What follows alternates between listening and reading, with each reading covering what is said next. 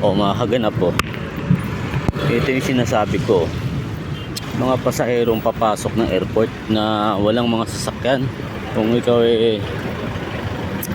ampas lupa ka lang, hindi mo ka afford mag-taxi, hindi kaya wala kang wheels. Ito, pagdating mo ng terminal, maliligo ka. Katulad nito, maulan ngayon, no? Buti hindi ganun kalakas ang ulan. Ito yung sinasabi kong diskriminasyon dito sa airport, sa NAIA. Tama mo yan?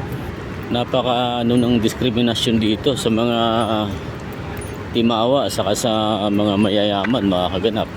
Diba? Pagka ikaw na may paalis, ito yung mo, sinaryong dadatnan mo rito sa airport na ito. Tabing lalakarin ng mga pasahero, basa ang abutin mo.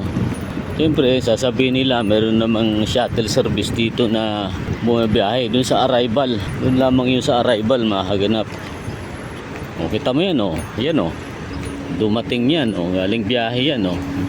Tama yung mga batang yan, o. Basa, o. Ang layo ng lalakarin yan, o. Hanggang doon. Ano ang sinasabi ko rito? Ito, mga senior, o.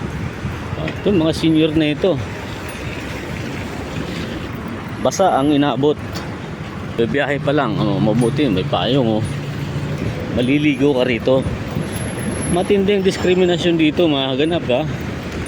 Ewan ko ba, ito napapansin ng mga ang talagang natin sa Pinas, ito mga ito, bagay makakaligo ka rin, libre na rin ang ulan.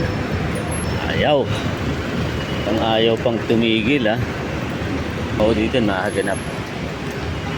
Dito na tayo ngayon.